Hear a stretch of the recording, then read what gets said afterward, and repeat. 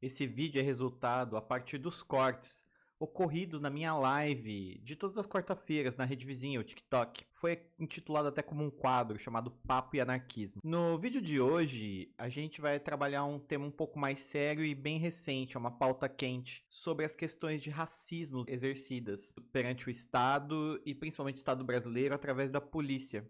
Então, a proposta aqui é apresentar pensamentos e apontamentos, críticas do pensamento socialista libertário, dos anarquistas, né, como um todo, sobre como trabalhar através dessas problemáticas e quais propostas teriam para superar o racismo. E para quem não me conhece, prazer. Meu nome é Fernando, sou professor, historiador e você está no História Anarquista. Magnoptina, Magnoptina. Les drapeaux sont noirs dans le vent, ils sont noirs de notre peine, ils sont rouges de notre sang. E aí, boa noite para quem tá aí. Tudo bem com vocês? Tudo certinho? Tudo bacanudo? Tudo da hora? Boa noite, boa noite, boa noite. E aí, fala Vladimir, beleza? Oi, Sara, beleza? Começou a chegar o povo. O povo, ele não fica no chat enquanto eu não entro. Entra no chat, galera, pra ficar trocando ideia entre vocês enquanto eu não chego. E aí, faz tanto tempo, né? Ontem teve uma live extraordinária. Nunca se esqueçam onde vocês estiverem, estarei lá. Ok. Não sei se é pra minha alegria ou pra minha tristeza, mas é isso. Lenin só dá alegria? Não sei não, cara. A gente vai fazer um estudo sobre a União Soviética mais pra frente. Anarquista de apartamento? Eu morava em casa antes, mas agora apartamento. Geralmente anarquistas moram em construções, em fundações urbanas, né? Existe uma vertente chamada anarcoprimitivismo, mas ela não é anarquismo, né? Porque o que a gente quer, na verdade, é socialização dos meios de produção e também socialização de participação política direta, é só isso. Não entendi por que o problema de morar em apartamento. Eu acho que tem outros argumentos para você questionar em relação ao anarquismo, mas não esse. Chininha, como seria uma sociedade anarquista? Seria um comunismo, sem propriedade privada e com participação política direta na sociedade. Ela poderia ser organizada na dimensão espacial dela, física, através de comunas ou municípios interligados, né? Esses municípios independentes nas suas ações e escolhas para sua autoadministração, e a administração de todas as comunas seriam de baixo para cima, tendo apenas um representante enquanto representante mesmo, e não alguém como executivo.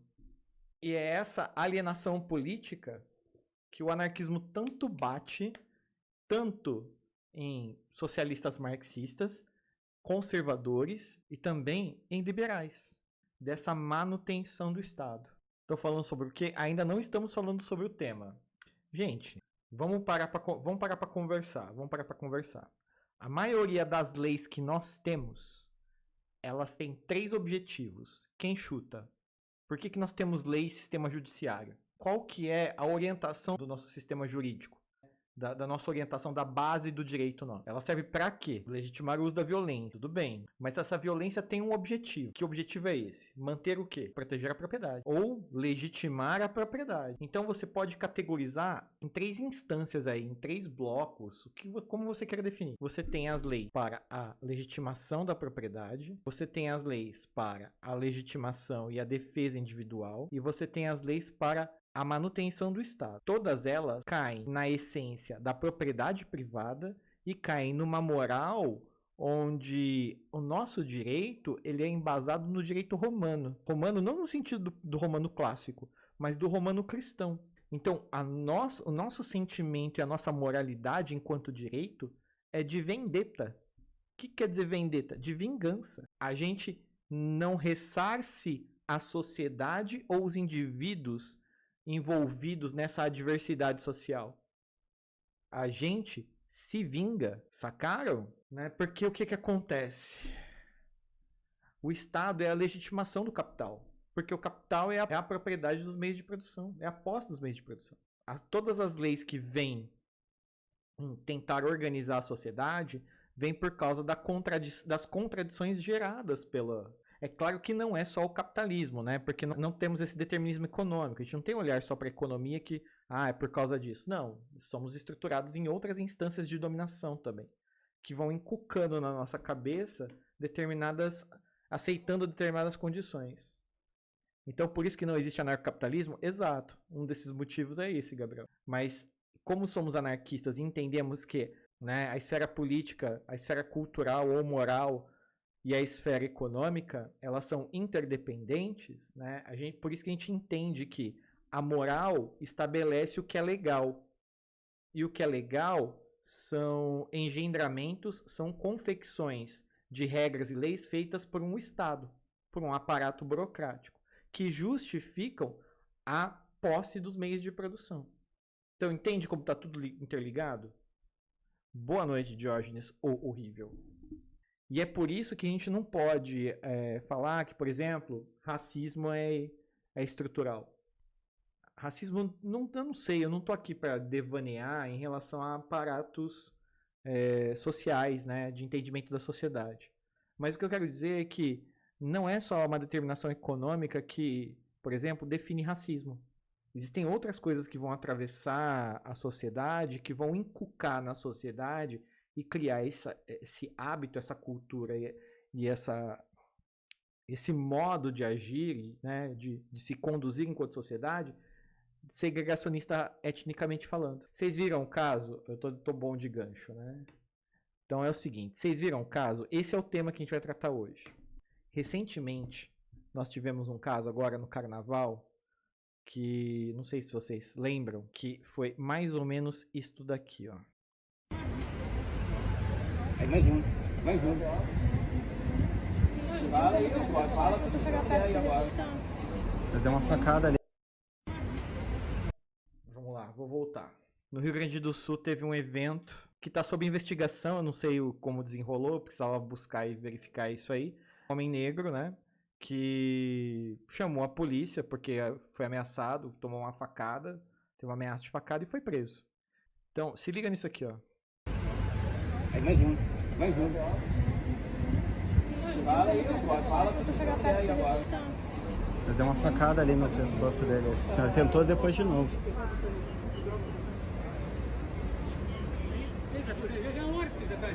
Eu fico aqui, eu trabalho. Que trabalho não começa, filho. Agora pega a faca. Não precisa de pegar assim também. Quem tá errado é ele.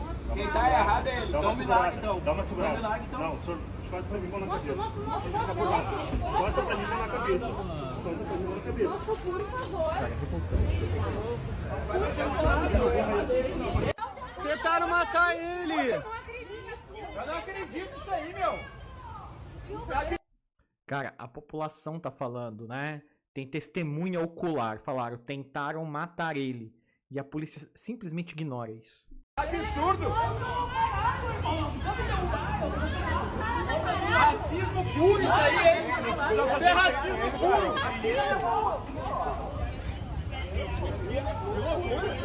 Mas ele é a vítima, cara. Ô, meu, ele é vítima, não sei se vocês sabem, mas quem tomou uma facada foi ele, tá ligado? Quem tomou uma facada foi ele. Meu Deus,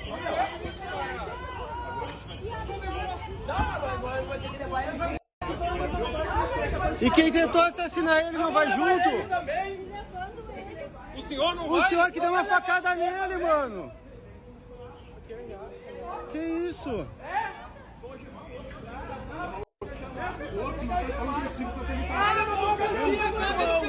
Eu não tô agressivo. Tem gente falando que é racismo, mas é racismo. É racismo. E aí, tem uma outra situação também que eu queria compartilhar com vocês, que eu tava acompanhando. Na mesma semana, gente. Um dos PMs reage. Quem que tá revoltado aí? Fica é o quarto enquadro que eu levo nesse...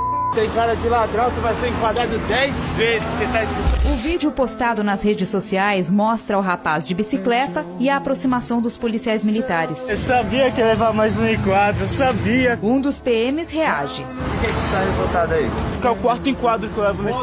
Tem cara de ladrão, tu vai ser enquadrado 10 vezes. Você tá escutando? Eu tenho cara de ladrão, não é isso? A abordagem aconteceu na ciclovia de Santos, no litoral de São Paulo. Lucas tem 23 anos, trabalha de madrugada em um mercado da cidade e mora na periferia de São Vicente. Todos os dias vai e volta do trabalho de bicicleta. Perguntei pra ele, como assim, eu tenho cara de ladrão ou tenho cor de ladrão? Ele falou, eu posso te levar pra delegacia por desacato, você tá me acusando de racismo. O jovem conta que depois que parou de gravar, ainda foi ameaçado pelo mesmo policial. Com medo, decidiu compartilhar o vídeo. Eu espero pelo menos que aquele policial, ele seja afastado, seja expulso. Eu venho de uma das piores favelas de São Vicente, minha rua nem chegou ao asfalto. O que eu quero é subir na vida e sempre parece que tem algo que não deixa tu andar pra frente.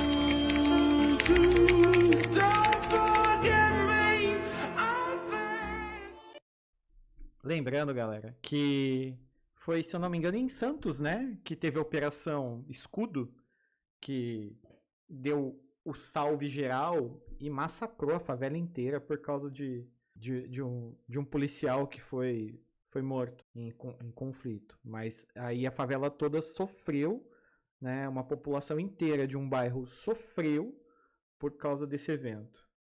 43 mortes na Baixada Santista em fevereiro. Exatamente, Igum. Exatamente. Que é o tal da Operação Escudo, né? Também temos como consequência, né, que a etnia mais morta, né, na nossa sociedade são negros. Os negros são as maiores vítimas de violência policial, né? Olha só que interessante. Essa entrevista é uma entrevista do dia 3/8/2023, né? Esta é a versão online do Nós Negros, né? Então aqui tem uma síntese, né? E aí tá falando então da questão da Operação Escudo, que alguém citou aqui. Na Baixada Santista, São Paulo, 16 pessoas morreram durante a ação policial que se sucedeu ao assassinato do soldado da Rota, na noite de quinta-feira de 27. Na ocasião, o governador Tarcísio de Freitas alegou que é necessário que haja justiça pela morte do policial e que os suspeitos morreram após entrar em confronto com as forças de segurança. O UOL ouviu a região dos moradores denunciar o caso de torturas e ameaças por parte dos agentes. Outras 19 pessoas morreram no estado da Bahia em ações realizadas na cidade de Salvador, Camaçari e Itaim, segundo a Polícia Militar no estado. Na zona rural de Itaim, 8 pessoas foram mortas, incluindo 3 adolescentes, após a polícia entrar na região por uma denúncia de porte de armas e drogas. A cidade só havia registrado um homicídio este ano. As ações de policiais que terminam em morte são comuns no Brasil. De acordo com os dados no Fórum Brasileiro de Segurança Pública, o Brasil registrou mais de 6.420 mortes por agentes da polícia em 2022, o que é equivalente a 17 mortes por dia. E aí a gente pode criar uma estimativa de quantas vítimas desses eventos são pretos. Que é, no caso, os números também mostram que a população mais vitimada é a dos jovens negros. Mais de 83% das pessoas que morreram em intervenções militares eram negras e 45% tinham entre 18 e 24 anos. Como é o caso de Kathleen Romeu, de 24 anos, que foi atingida por um tiro de fuzil no Complexo do Lins, no Rio de Janeiro, em julho de 1921. De acordo com o advogado Tiago Amparo, o Brasil tem um histórico consolidado de chacinas desencadeadas por mortes de agentes e corporações policiais, e o fato de as pessoas negras serem as mais prejudicadas tem a relação com o racismo e a impunidade. Há até um nome midiático para a polícia: Operação Vingança, que se os crimes não fossem levados a cabo por agentes do Estado, que formalmente têm leis, ritos, parâmetros judiciais para punir quem incorre em delitos. O fato dessa sede de sangue encontrar, em sua maioria, pessoas negras é, em parte, uma consequência do racismo, que acaba autorizando, em muitas vezes, como fez o governador de São Paulo, Tarcísio de Freitas, legitimando tais condutas, forças e de segurança, operações por vingança, no policiamento, no sentimento de segurança, na forma de leis, da lei. É matança por vingança pessoal, e quando o resultado é morte, configura homicídio que deveria ser investigado e punido. Né? É isso, né? E aí eu lembro do Kropotkin falar que, pela constituição da nossa sociedade, ser fundada por uma igreja cristã, um Estado que vai ser aparelhado através dessas morais cristãs, através do direito romano e do direito divino, a ideia que nós temos de justiça é a ideia de vingança. O velhinho não estava tão errado, né? Reafirmando a questão da posse, Vou fazer uma correção que na hora não me atinou em relação à abordagem do Kropotkin. O que o Kropotkin quer dizer com propriedade é a questão individual e do monopólio através da propriedade privada. E a nossa lei e o nosso direito ainda ronda e se embasa nesse sentido. É por isso que as medidas corretivas consideradas antissociais, ela visa a punição de indivíduos e não de ressarcimento de um comportamento antissocial. A nossa sociedade é punitivista para justificar a posse do outro. É por isso que o nosso direito, para consertar as contradições da nossa sociedade, do capitalismo com o aparato estatal, visa a punição do indivíduo e a exclusão dele da sociedade. Ele é um problema. Ele não é parte e reflexo de uma condição gerada de uma contradição de um sistema capitalista e político exclusor. Essa é a denúncia do Kropotkin. E aí, galera, eu queria fazer 2 pontos com vocês, né?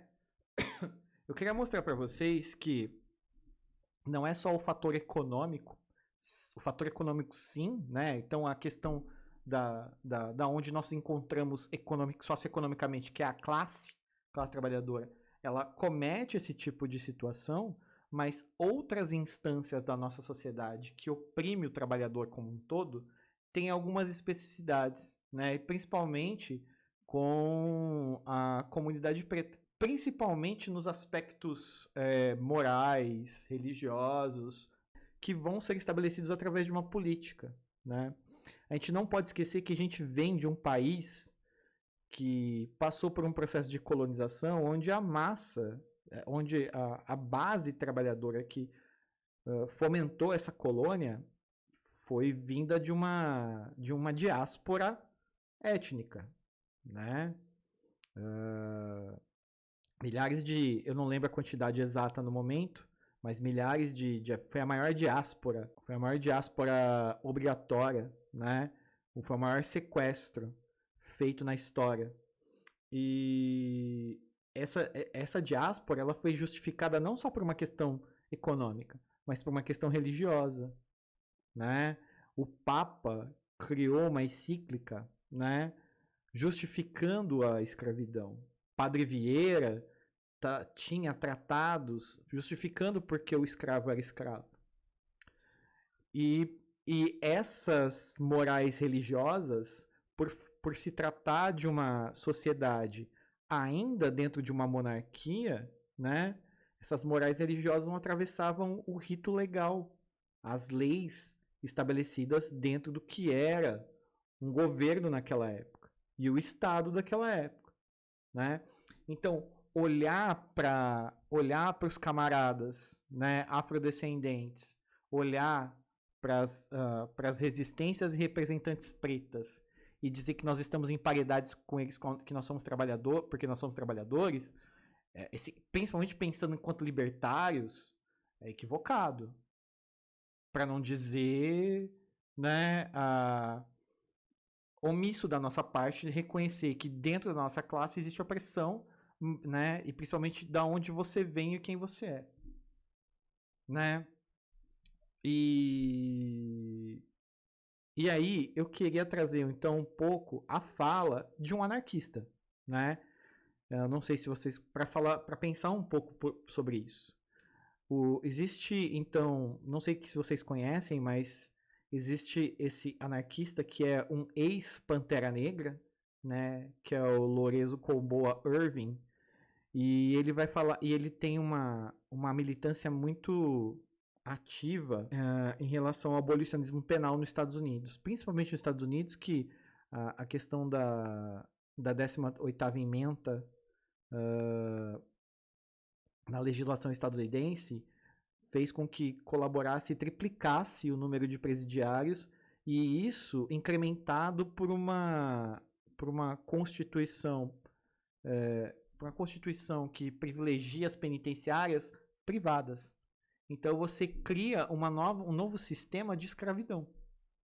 E aí o Comboa, ele fala disso, de como o Estado, e o Comboa, ele era ativo e se tornou anarquista mais ferrenhamente na época do Bush pai, aonde a 13ª emenda foi vigorada, né? O Comboa foi dos Panteras? Foi dos Panteras. Então eu vou dar um playzinho aqui. Eu quero que vocês prestassem atenção no que o Comboa tem para dizer. Some people believe that we don't have to fight the state. Well, they're going to fall on their own, or we're going to build a movement so powerful that we can't be stopped. But it may be. But if somebody's got guns, we're facing the strongest military in the world and in world history. We're facing the most bloodthirsty regime in the world and in world history right here in the United States. They may be posturing about their belief in democracy and all this other garbage, but the reality, if you do any historical research, will tell you that they've already engaged in genocide. They've right now got the largest prison population in the world. Right now, it's been here all along. They don't need to build a concentration camp system. They already got one. And right now, they have killed 35,000 people. The police have. Their police have killed 35,000 people since 1980. The police have done this. Now, I'm not saying all of them were black. A considerable segment of them were black. And in fact, they've killed so many black people that the cause of death, one of the leading causes of death for black people in this country is the police. So I'm just laying that out. So when you talk to people or when you think about this, we need to take another direction. We need to stop thinking that we're going to make the government reform its practices. We need to understand that we need to tell and start educating people about what the police really are and why we have to remove them entirely. That's what we have to do. Então, seguinte, galera. E, cara, o que aconteceu essa semana não é uma excepcionalidade no Brasil, né? Não é uma excepcionalidade na América. Eu vou retomar um caso de 2013 que, cara, teve desfecho recentemente, né? Que é o caso do Rafael Braga. Para quem não conhece, o Rafael Braga, ele foi preso por causa de uma garrafa de detergente nas manifestações de 2013, tá? E ele era o único suspeito, né? Foi o único suspeito e pego nas manifestações de 2013 por causa do suposto delito, né? E quem é Rafael Braga? Um homem preto, né? Ele cumpriu uma pena mais ou menos de 4 a 5 anos. Depois ele assumiu o semiaberto, né? E aí depois ele voltou a ser preso em 2016, né? Porque ele estava portando algumas gramas de maconha e cocaína e ele voltou à prisão, né? E aí a justiça está tentando recorrer em relação ao que aconteceu em 2013, né? Porque ele não tinha feito nada. Esse é o ponto. E pensar que a nossa sociedade, basicamente, ela é estruturada desse jeito. Culturalmente, politicamente, economicamente. Porque a composição da sociedade preta no nosso país atravessa esses 3 lugares, esses 3 âmbitos. Ela é subjugada na cultura, né? Ou seja, é uma sociedade que, na ótica da moral cristã e ocidental europeia, que faz parte da fundação da América, é uma sociedade pecadora, herege, ou senão ela é super sexualizada, né? Mirelle, obrigado, valeu. E porque justamente nossa sociedade é composta, onde o lugar do negro, né, é a margem, né? O negro é o ladrão, o negro é o pecador, o negro é o lascivo, né? Negros e negras, né? Nesse sentido. Então, a nossa sociedade, a moral e a mentalidade da nossa sociedade, que é fundada desde a época da colonização desta forma, por uma religião europeia e cristã, atravessada por leis e regras imorais de um Estado absolutista, né? E vieram trabalhar de forma compulsória, escravista, em lucro, né, dos senhores de engenho. Então você tem essa reafirmação, né, esse processo histórico até os dias de hoje. Tem essa reprodução de opressão da onde essa sociedade dominante enxerga o lugar do negro até hoje. E não é à toa que, por exemplo, se a comunidade negra em toda a sua história, no processo de colonização, império, né, ela ficou à margem da participação política, ela ficou à margem do processo de construção cultural do país, ela ficou à margem da economia, é claro que a forma dela viver será condicionada a formas que esse Estado não entende como legítimas e legais, né? O que o Estado vai configurar enquanto crime. E aí o que acontece? Metade da população carcerária nossa é devido a delitos, né, envolvendo tráfico, pequenos furtos, e a comunidade carcerária preta nossa é enorme. Ela é enorme, ela é brutal. Cerca de mais ou menos, de acordo com uma pesquisa do IBGE, a gente tem uma sociedade que basicamente a sua maioria dos crimes mais comuns são os crimes de pequeno delito, né? Então, roubo de celular, dinheiro, documento, cartão, e as pessoas acabam assumindo nesses pequenos porte pequeno e posse pequena de entorpecente, e isso acaba criando um exército de prisioneiros. E a gente não pode esquecer que no governo Bolsonaro, e essa agenda atravessa o governo Lula, de privatizações das penitenciárias, ainda está vigorando, ainda está em pauta, ainda está em trâmite. A gente corre risco de reproduzir de uma forma maquiada um processo de escravidão, tá? Isso é muito grave, isso é gravíssimo. E aí, galera, eu queria trazer para vocês um texto do William C. Anderson, que é um outro anarquista preto dos Estados Unidos. O William, ele tem um posicionamento e ele é praticamente um cara que também é companheiro do Comboa, só que ele é um cara mais novo. Então ele vai falar sobre essa questão do abolicionismo penal. Hoje tá meio difícil de engatar os ganchos da live, mas o fato que eu tô querendo dizer é o seguinte: não é só o capitalismo, é a estrutura econômica que vai punir corpos pretos. É todo um conglomerado de instituições que dominam esses corpos pretos. Não é só a questão da socioeconômica que deixa esse indivíduo preto à margem da sociedade. É isso, e isso também acarreta outros tipos de dominação. E que necessariamente não tem uma determinação econômica. Ou seja, a brutalidade policial é algo que o Estado sabe disso e não se importa. Perfeito, Bruno. Perfeito, Bruno. É exatamente isso. Não é que ela não se importa. É a função do Estado. A polícia militar é a repaginada do que é o capitão do mato.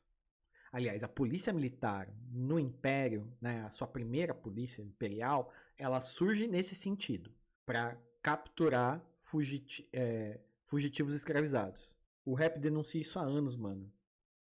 A polícia... Eu tô ligado, Rodrigão. Estamos aí. Eu só quero dar os meus 10 centavos enquanto anarquista.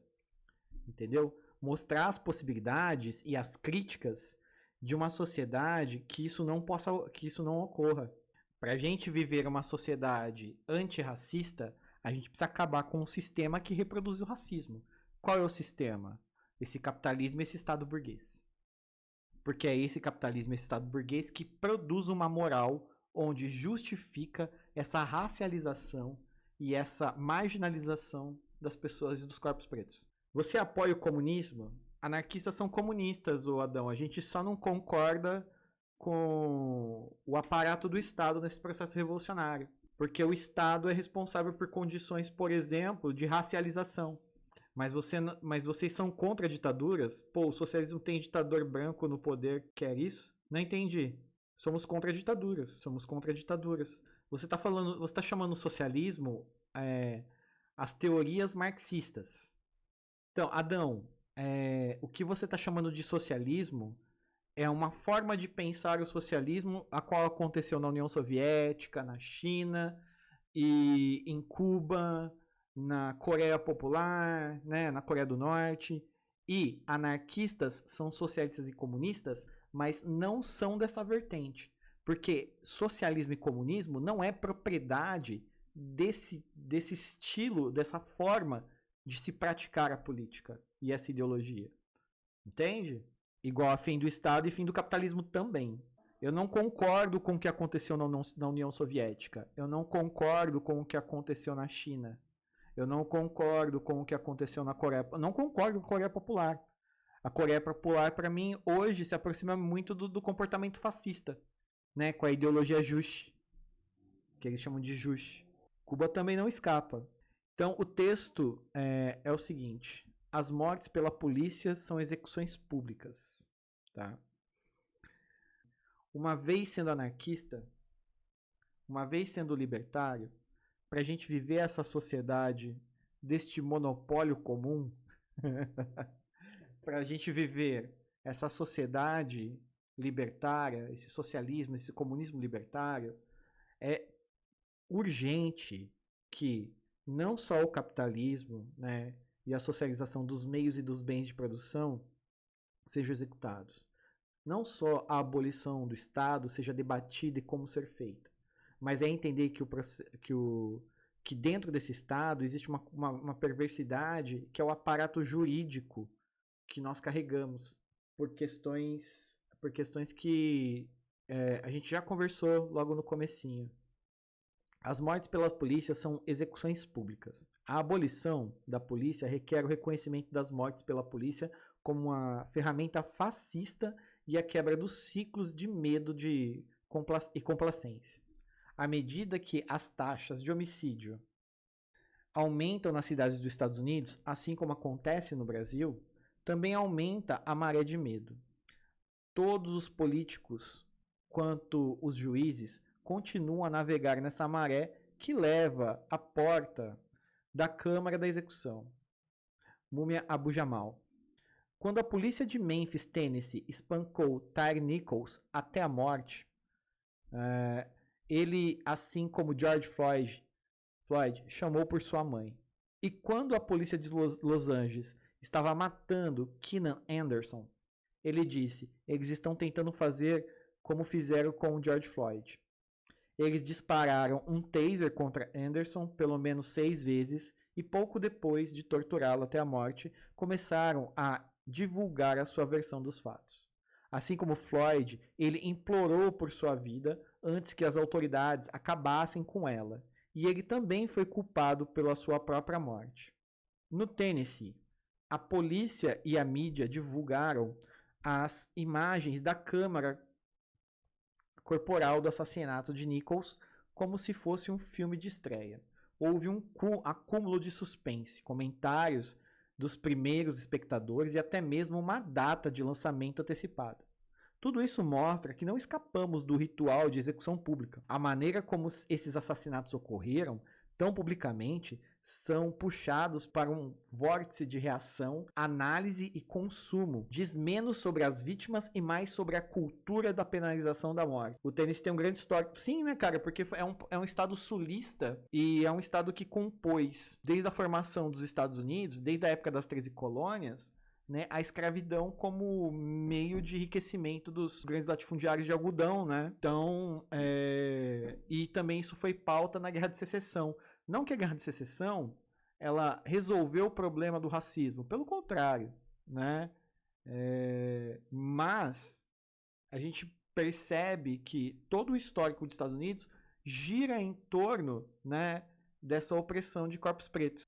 Percebeu o que ele está falando aqui? Ó? Vou repetir.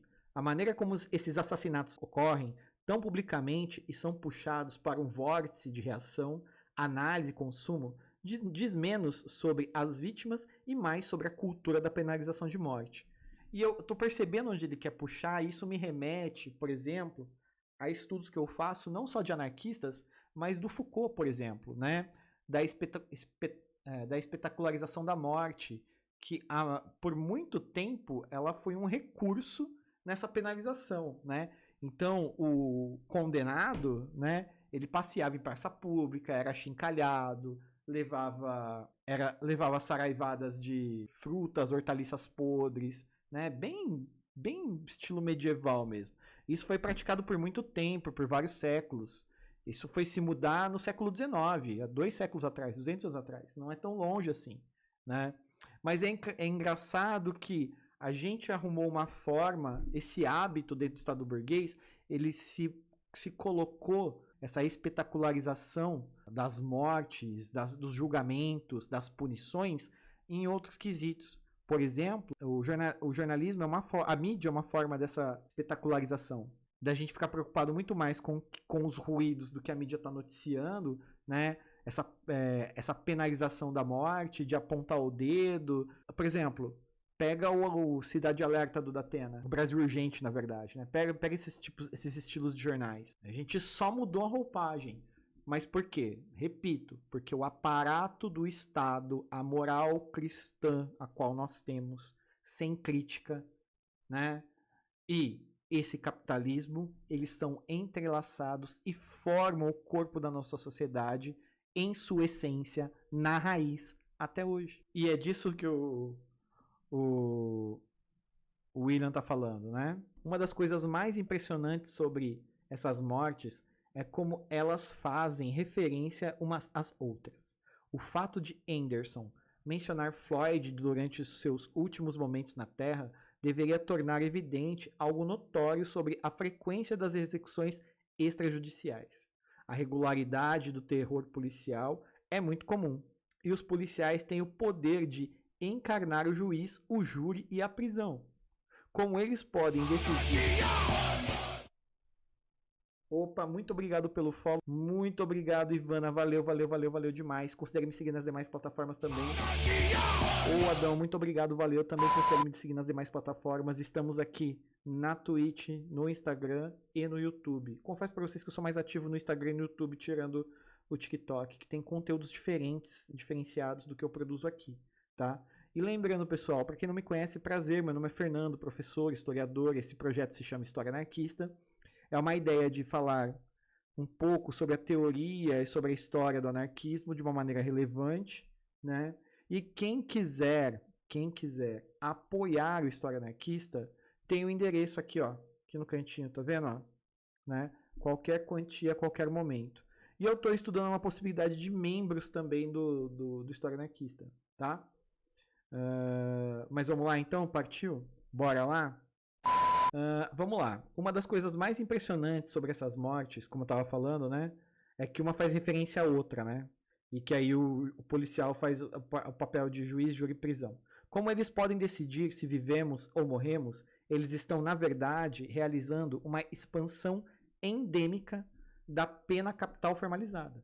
Estamos acostumados a ouvir as últimas declarações de novas vítimas, porque estamos perpetuamente enclausurados nos costumes metastáticos da Câmara de Execução. O que ele está querendo falar é o seguinte: a gente não rompeu com os processos jurídicos a qual nós chamamos de incivilizado lá do período medieval. A gente deu uma nova roupagem. E faz muito sentido isso, né? Porque se a gente vem de reformas do Estado e a gente não rompe com essa sociedade, o que a gente reproduz são camadas de interpretar, né, ou pelo menos ideologias, falsas sensações ou falsas visões do que em essência é. O assassinato de Anderson no início do novo ano, marcou uma condição cíclica forjada em uma intransigência pública em relação ao policiamento. Apesar das revoltas de 2020 e de uma mudança monumental no discurso público, ainda há muita coisa que não mudou. A abolição se tornou uma palavra da moda, quase do dia para a noite, mas a polícia recebeu mais recursos por meio do alívio da pandemia, seguido de esforços bipartidários para manter o fluxo de aumento. O presidente Joe Biden resumiu tudo isso com uma diretriz fria em seu discurso do 1º de março de 2021 sobre o Estado de União, dizendo: todos nós devemos concordar que a resposta não é desfinanciar a polícia, é financiar a polícia. Financiá-los com recurso e treinamento. ele chegou ao ponto de pedir às cidades que gastassem os fundos de auxílios remanescentes no policiamento. Em 2020, um ano antes do discurso de Biden, Sean Monterrosa, de 22 anos, também fez referência a Floyd antes de ser morto pela polícia. Em seu último texto para suas irmãs, Monterrosa pediu que elas assinassem uma petição por Floyd, de acordo com a CBS News. Ele foi executado pouco tempo depois em Vallejo, Califórnia, quando o policial Jarrett Tom disparou 5 vezes através do para-brisa de uma caminhonete sem identificação. Assim como Anderson, Monterrosa tinha Floyd em sua mente. Em 22, e a gente pode perceber que o sobrenome do garoto, né, do Sean, ele é hispânico, né? Então, é um garoto provavelmente racializado. Eu não sei se ele é retinto e afrodescendente, mas provavelmente tem uma origem hispânica. Provavelmente do México, Cuba, alguma coisa nesse sentido, né? Das Ilhas Caribenhas como um todo. Eles tiraram a vida pelo menos de 1.176 pessoas, enquanto o bipartidarismo aumentava os fundos que tornavam esses homicídios possíveis. E quando ele está falando de bipartidarismo, ele está falando da questão dos democratas e republicanos.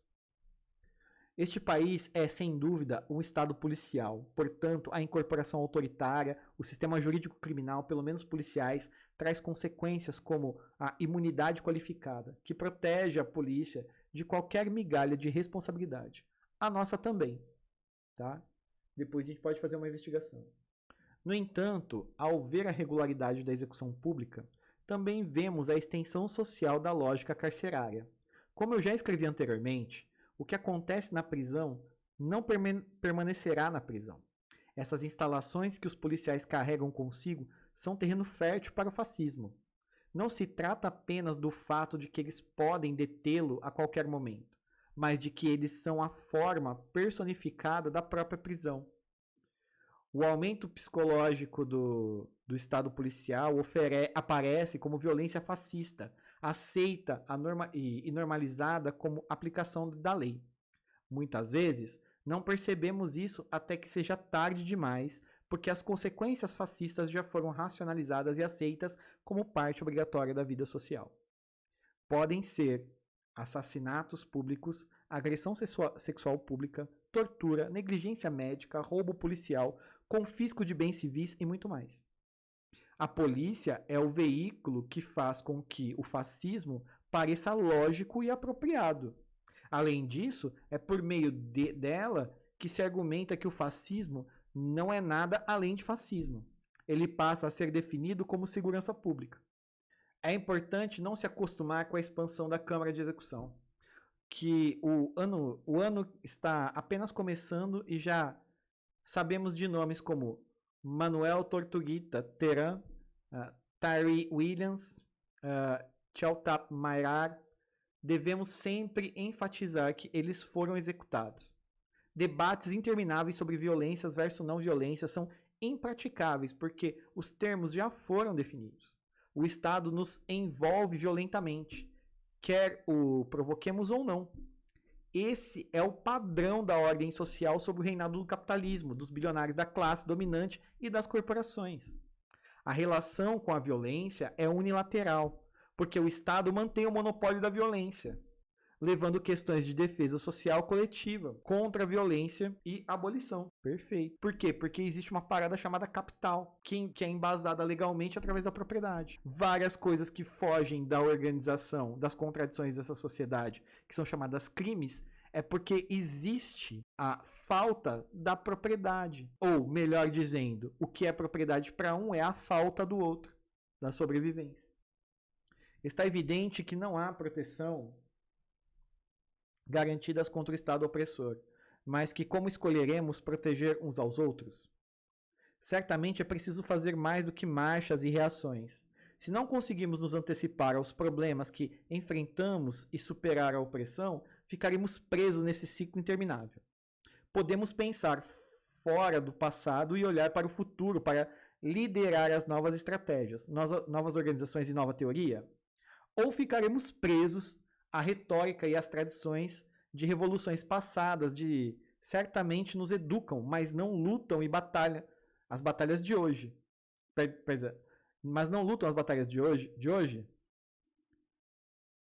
Espera aí que eu tô confuso. Ou ficaremos presos à retórica e às tradições da revolução passada, que certamente nos educam, mas não lutam as batalhas de hoje? Ficaremos presos em organizações e coletivos desconectados que lutam para cumprir os seus propósitos, mandatos de organização? Como podemos nos ajudar a sair dessa armadilha da previsibilidade? Parte do perigo não está apenas na monotonia de que nos mata, mas em quão antecipadas podem ser nossas respostas a isso. O Estado continua nos matando para instilar um aviso e depois nos mostra vídeos de seus agentes fazendo isso. O fascismo exige medo e as forças do Estado usam a execução pública para fazer de uma vítima um exemplo e manter um ambiente de medo. Um lixamento não serve apenas para satisfazer a sede de sangue de espectadores com poder. Ele também é feito para provocar o medo em testemunhas e populações oprimidas. Os corpos das pessoas se tornam sinais de alerta que dizem: você pode ser o próximo, ou você será o próximo se não ficar no seu lugar. Perfeito, é isso mesmo. Portanto, se este lugar nada mais é do que um país, que uma câmara de execução com fronteiras, estamos vivendo ou esperando para morrer ou ser mortos? O peso dessa questão repousa fortemente sobre a cabeça de pessoas pretas, sobre pobres, indígenas, deficientes, pessoas de cor, imigrantes, entre outros. Essa circunstância pode facilmente consumir aqueles que nos são alvos desproporcionais. Não podemos tolerar isso. A polícia deve ser abolida, já que eles continuam a fazer exibições brutais de nós. Como sabotaremos o processo e devolveremos o medo aos promotores de violência estatal? Talvez as coisas mudem para melhor quando aqueles que mantêm o poder por meio da execução forem destituídos de sua capacidade de fazê-lo, ou pelo menos sentirem medo de matar-me novamente. E esse é o texto do Seu Williams. Cara,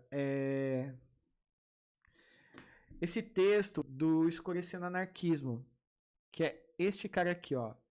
Ele é um perfil, né, destinado para falar sobre pessoas pretas anarquistas e de um anarquismo não racializado. Fica a divulgação. E aí, é mais ou menos isso que eu queria trazer para vocês, assim, na questão do Estado, né? Sem perguntas hoje. A galera tá suave hoje. É normal comunas divergirem ideias? É normal, cara. É normal. Porra, cara, você tem trotskista, leninista, stalinista, você tem anarquistas, né? Você tem, sei lá, marxistas de conselho, marxistas libertários. Aí dentro do socialismo anarquista, né? Dentro do socialismo libertário, você tem discussão sobre que modelos de autogestão, né? Tem gente que tem meia dúzia aí que se chama de mutualista enquanto anarquista. Aí tem os coletivistas, tem os comunistas. Olha que boa pergunta, Lucas Camargo. Você seria aliado dos marxistas-leninistas como aliado numa revolução? Olha, cara, é uma pergunta difícil, de verdade, né? Mas eu acho que no calor do processo revolucionário e dada os processos históricos que nós temos, né?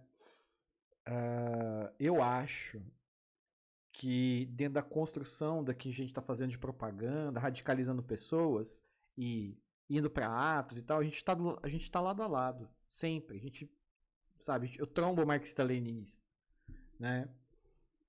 Mas qual que é o intuito da propaganda?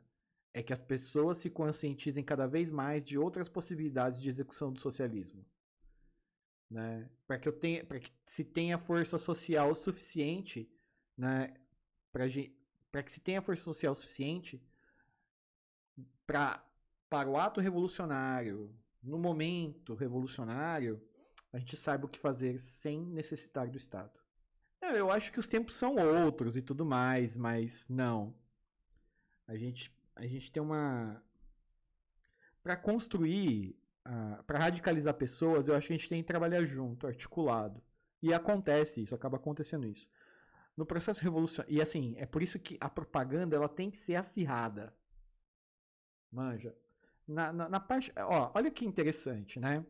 Na parte da propaganda, você vê anarquista debatendo com marxista-leninista, marxista-leninista debatendo com trotskista, trotskista com leninista-stalinista. Eles não gostam que fale stalinista. Aí, ó, fala aí, Lenin. Na propaganda, é isso, cara. É isso. Mas no ato, nas tarefas, né, que vão resvalar com outras ideologias e outras pessoas que compõem essas ideologias, né, na sociedade, a gente constrói meio que junto. Então, seus lindos, ó, obrigado, valeu, falou. E se você chegou até aqui, eu peço que você curta, republique, compartilhe, siga o História Anarquista. É importante para a manutenção do projeto. Também vou, na descrição do vídeo ou no primeiro comentário aqui embaixo, deixar os links e as referências para a produção desse vídeo, para o seu aprofundamento de estudo e pesquisa. Considere também a possibilidade de apoiar o História Anarquista financeiramente. O História Anarquista conta com um Pix, qualquer quantia, qualquer momento é de grande ajuda. É isso, valeu, falou e sem deuses, sem mestres. Magnoptina, les drapeaux sont noirs dans le vent. Ils sont noirs de notre peine, ils sont rouges de notre sang.